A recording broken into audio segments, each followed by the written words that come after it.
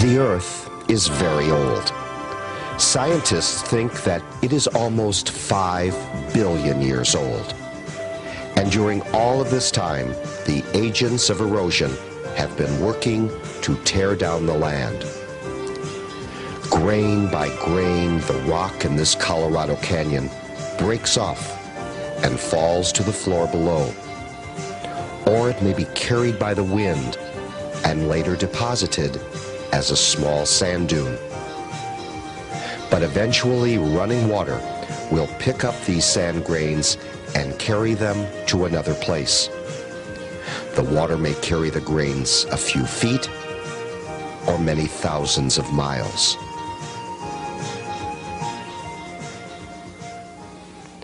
Year after year, running water helps to carry enormous amounts of debris as well as dissolved materials. When the water stops moving, the material settles out to form various sedimentary rocks. Except for a very small amount of new water, which comes to the surface of the earth from various volcanic eruptions, all water has 3 basic forms. It can be found as ice, such as these glaciers,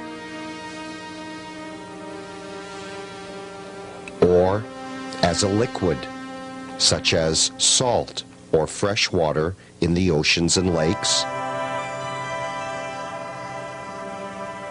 and as a gas, namely water vapor and clouds. Water follows a hydrologic cycle. High above the ocean, the sun beats on the surface molecules of water. They evaporate and collect as water vapor in the air.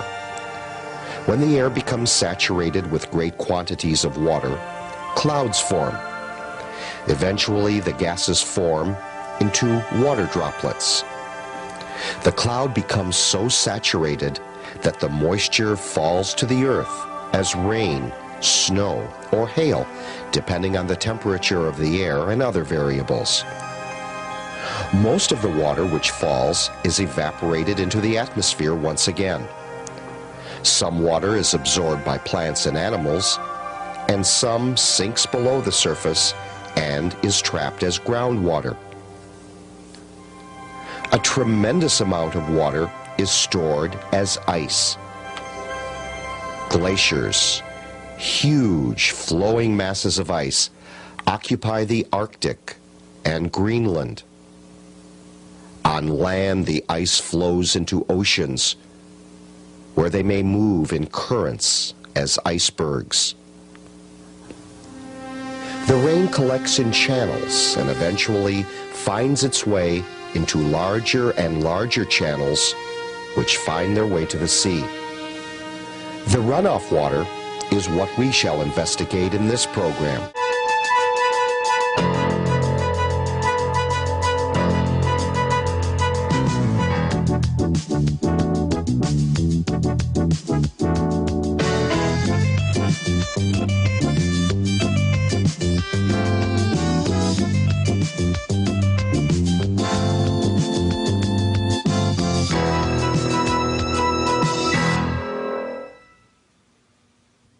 If you have ever watched the sea, you have probably noticed that it is a very strong agent of geologic change.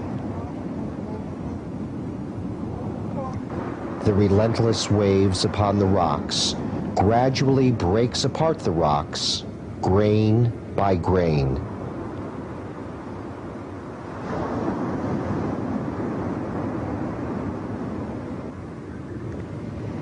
But where do waves originate, and how do they come to be? Waves are produced by the friction of the wind on the open water. The wind can travel over open water for hundreds, even thousands of miles, and this friction keeps producing the waves. The combined action of wind, gravity, and water move more material than man has ever dreamed, with even his largest and most powerful machines. Running water is perhaps one of the fastest agents of erosion. Perhaps you can remember a raging stream after a heavy rain, such as this one in Iowa. It is often muddy because it carries with it huge quantities of soil, which was carried into the river by smaller streams. Running water can cut through even the hardest rock if given enough time. Small bits of rock carried in the water help to carve away the rock beneath it. But once the river has reached the bedrock, the process slows down. Gravity pulls down water to the lowest level possible. Most rivers are above sea level, and so they flow down to the sea. Some rivers flow more quickly than others because they are higher and move to sea level in a much shorter distance. Running water carries with it a quantity of sand and sediments which grinds away the land as it passes over it. The suspended material comes from sand, silt, and clay, as well as other chemicals which have entered the water. In mountainous areas, runoff water from glaciers may contain fine white sediment known as glacial milk. And if a small sample of this water were dried, a fine powder could be found. This material is a clay-like substance, and it is found to be ground granite.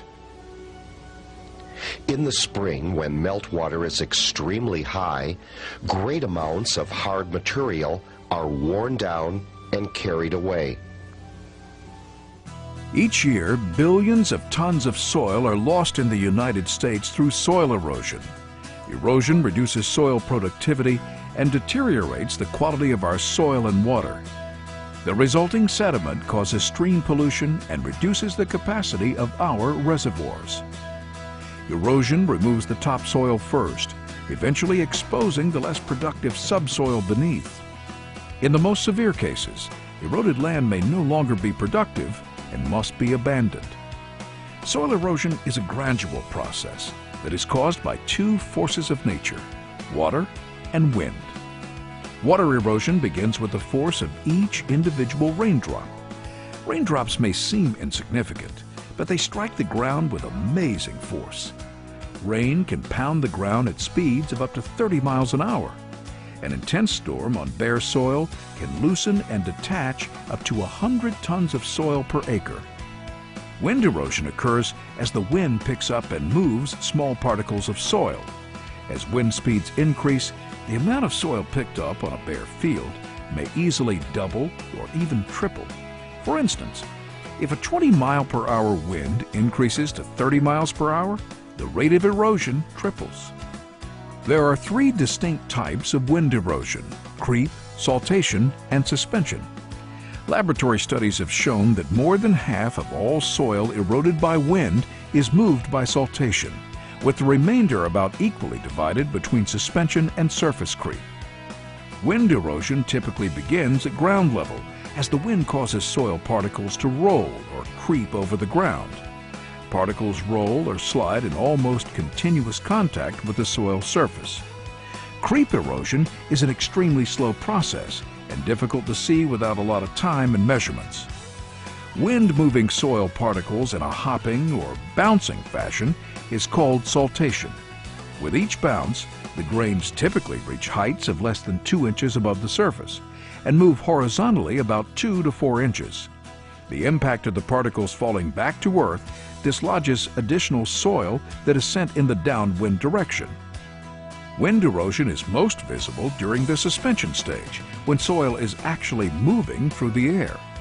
This is seen most dramatically during a dust storm. Soil particles suspended in the air can move hundreds or even thousands of miles before they are deposited.